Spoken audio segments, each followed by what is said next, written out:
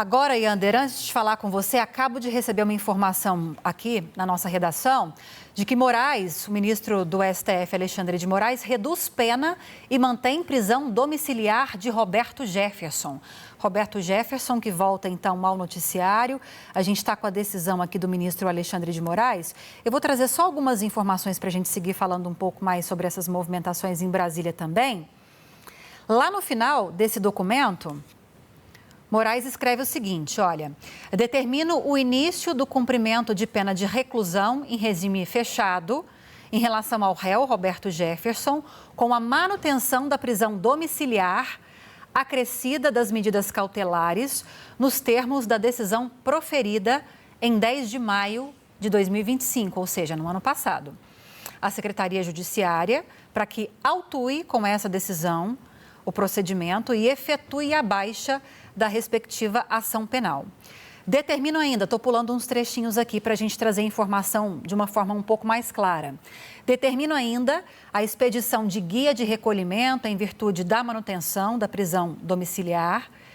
Deixo de determinar a submissão do réu aos exames médicos oficiais para o início da execução da pena. E aqui ele certificou no documento, o período em que o réu permaneceu preso de forma provisória para fins de detração penal. Essa decisão chegou para a gente agora há pouco, do ministro Alexandre de Moraes.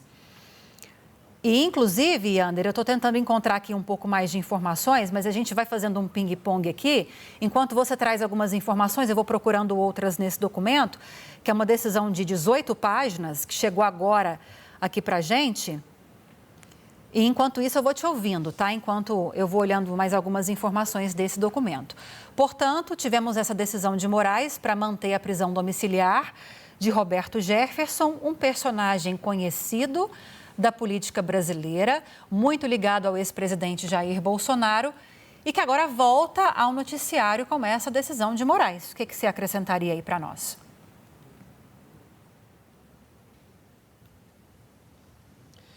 É isso, Lívia. O Roberto Jefferson, ele se tornou uma figura bastante conhecida ali no bolsonarismo porque ele passou a defender com unhas e dentes o ex-presidente Jair Bolsonaro. Roberto Jefferson, que foi no passado aliado do PT, aliado do presidente Luiz Inácio Lula da Silva, se envolveu no escândalo do Mensalão, foi aquele escândalo que marcou os primeiros governos do presidente Lula, os primeiros governos do PT no Palácio do Planalto. Roberto Jefferson foi preso no Mensalão, depois saiu da prisão e mais recentemente virou um aliado do ex-presidente Jair Bolsonaro. A gente lembra que ele está preso por conta de ameaças que ele fez a ministros do Supremo Tribunal Federal. Ele chegou a falar ali algumas palavras fortes em relação à ministra Carmen Lúcia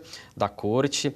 Ele foi preso lá nas eleições, um episódio bem que aconteceu lá na eleição de 2022, Lívia, foi aquele episódio em que ele recebeu os policiais, os agentes da Polícia Federal na sua casa, quando teve a prisão determinada pelo Supremo. Ele recebeu com explosivos os policiais, deu toda aquela confusão que a gente acompanhou nas eleições de 2022. Foi muito perto ali do segundo turno da eleição. Inclusive, tanto esse episódio do Roberto Jefferson quanto aquele episódio da Carla Zambelli, também a ex-deputada que saiu correndo pelas ruas com uma arma em punho atrás de um homem.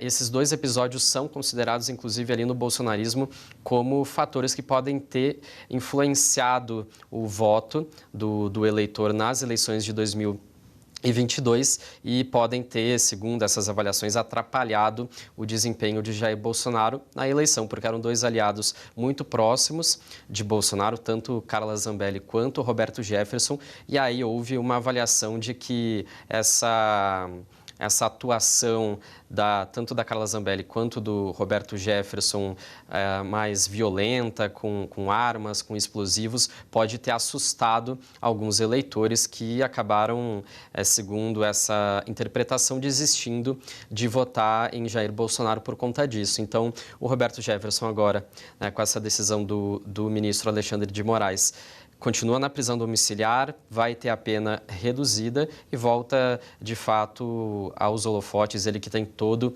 esse histórico de envolvimento aí com o bolsonarismo, mas que já foi também no passado um aliado muito próximo do presidente Lula, Lívia. Sim, e você trazendo informações, agregando informações a essa decisão de agora há pouco do ministro Alexandre de Moraes, vejo que Vitória também está com os olhos no celular acompanhando esse documento. E Vitória, logo no comecinho dessa decisão de Moraes, o Yander trouxe um pouco do contexto de ações às quais o Roberto Jefferson responde na Justiça. Logo na ementa, no comecinho, Moraes diz o seguinte, em relação a processo penal e também algumas questões envolvendo a Constituição Federal, que não permite a propagação de ideias contrárias à ordem constitucional, ao Estado democrático e discursos de ódio propagando a homofobia, se referindo a algumas ações de Roberto Jefferson.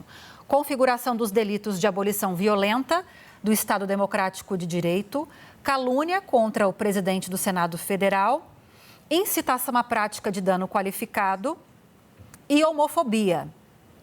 Demonstração inequívoca da materialidade e autoria delitivas, ação penal procedente, e aí ele segue com uma decisão, como essa determinação de manutenção da prisão domiciliar de Roberto Jefferson.